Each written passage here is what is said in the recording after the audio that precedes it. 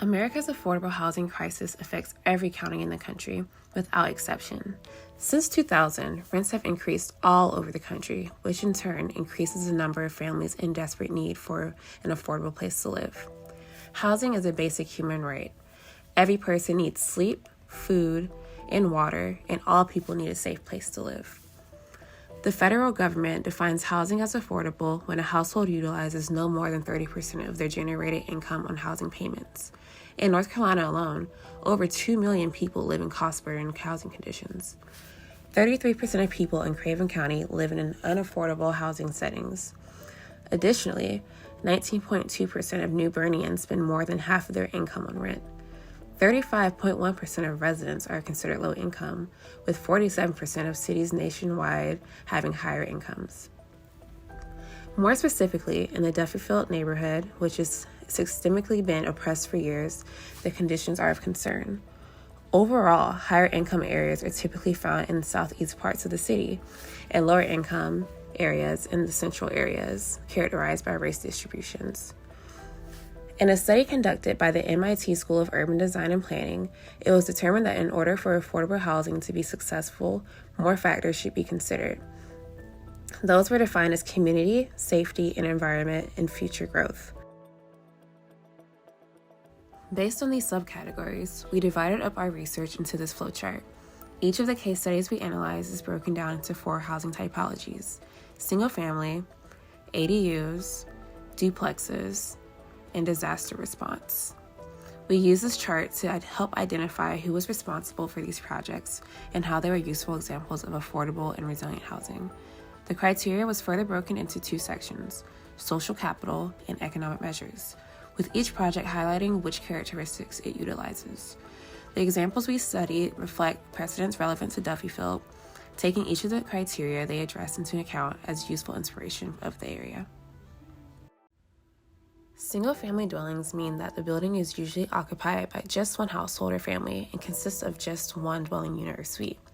Most benefits of a single-family home include volume, location, affordability, and stability. Single-family homes can be mass-produced, exist in a variety of locations, are useful for wealth accumulation, and have convenient social stability. Overall, the single-family home is the housing type that most Americans aspire to. It is part of the essential culture.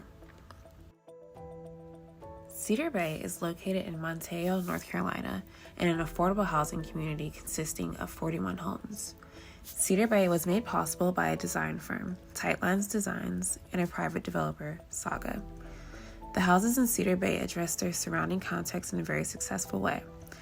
Tightlines homes are easy to modify, providing multiple options and styles from modern to craftsman, and they ensure the houses will be accepted in different communities. The variety also helps the houses cohesively blend in the surrounding neighborhood. In terms of sustainability, all Tightline home designs come with green options that can modify the design to be more environmentally friendly and meet the requirements of multiple green certifications, like LEED. On top of that, the house footprints are small, which create an efficient design. Finally, the designs are adaptable. Because the plans are so simple and designed to be changed, they are easily adapted to both the residents' needs and the contextual needs of the site. For example, the standard Carolinian home can be placed on piers so it meets hurricane or flood requirements. Accessory dwelling units, or ADUs, are smaller units on a property that can be rented out for extra income. ADUs can either be attached to the main house or detached. Some common ADU types you may have heard of are garage conversions or backyard cottages. ADUs are beneficial in affordable housing because they are cost efficient. The units are smaller, so they have relatively low construction costs and also offer a source of income for the owner. On top of that, ADUs are adaptable. They can be rented out or offered to a family member that needs to stay close to relatives.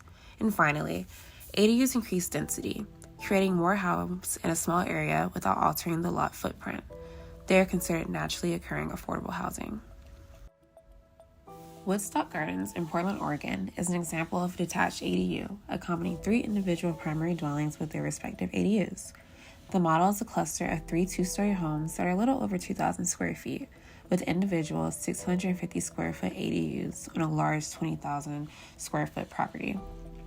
The lot is split into 3 sections, each designated to the respective homeowner, creating 6 distinct units. Studio Crop is the design firm, and some of the social capital measures addressed in the project were context response, resiliency, and accessibility. It was a goal to preserve all natural foliage on the site, as well as matching the ADUs to their primary dwellings. Community resiliency was emphasized by creating a small community through these dwellings. This inevitably encouraged neighbor interaction and also allowed for a shared 6,000 square foot area of open space for gathering. The model proved successful, with the units being sold just 2 days after being on the market. Some of the economic measures addressed were its sustainability and wealth building. The units meet the Earth Advantage Platinum Standard, which is a sustainable certification measure. Other environmentally friendly characteristics are the deckless amenities and its solar-ready performance. The units were built with increased income potential for each property, assessed to grow over time. Duplexes are very similar to ADUs. Some of the benefits are cost, which has potential to generate additional income. They are also adaptable. The second unit can be rented, which is also a form of income. It also offers alternatives to zoning changes that can alter neighborhoods. Urban Built 5 in New Orleans, Louisiana is a duplex project that has one 3-bedroom primary unit and a secondary studio unit. The project was developed by a nonprofit, the Make It Right Foundation, and a university design-build program, Tulane University's Urban Build. This was not Urban Build's first project in the Central City neighborhood of New Orleans. Completing repeat projects in the neighborhood helped gain the community's trust. The Tulane teams are welcomed in the neighborhood and have created a strong bond with them, often receiving feedback from the residents. The units were designed strategically for hurricane flooding.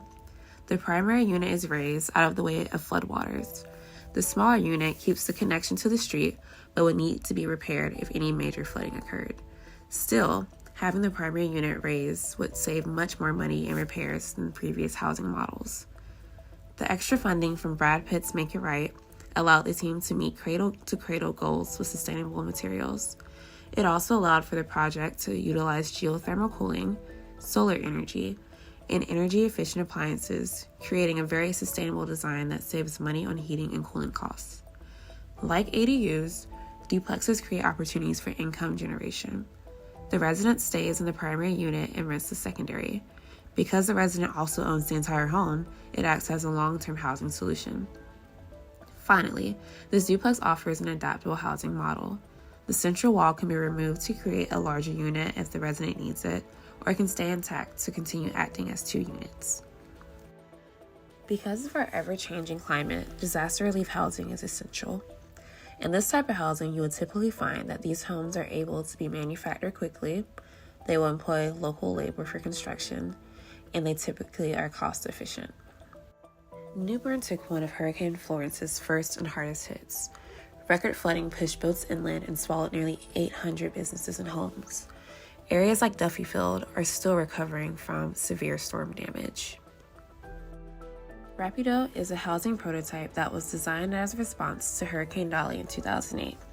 20 homes were built in this response, and you can find these homes all throughout rural Texas. The project was accomplished through the help of a design firm, BC Workshop, and numerous nonprofit organizations.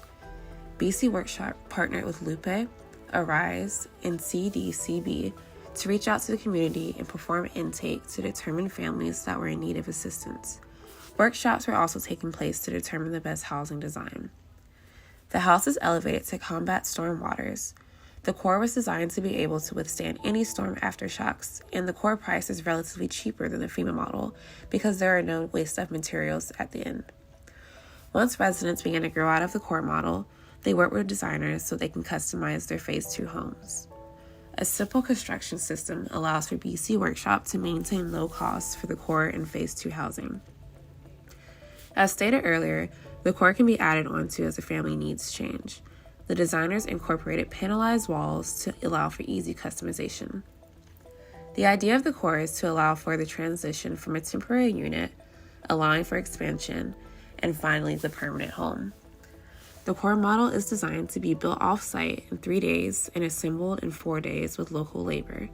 If the owners decide not to move on to Phase 2 housing, they're able to rent the core out as an ADU. BC Workshop wants to rethink the disaster relief model. They recommend a bottom-up approach instead of the typical top-down approach. Instead of waiting for funding to trickle down from a federal level, disaster funding should lie within the communities that need it the most. Their model makes it so that funding for disaster relief is already in place, along with materials needed to construct the core design.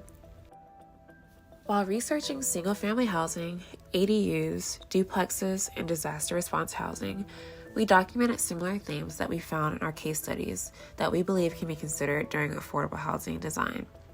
Through our research, we discovered that affordable housing is very accessible and should be attainable to those communities in need. With proper engagement, funding, and good design, the residents of Duffield can finally get the housing that they need after years of disinvestment.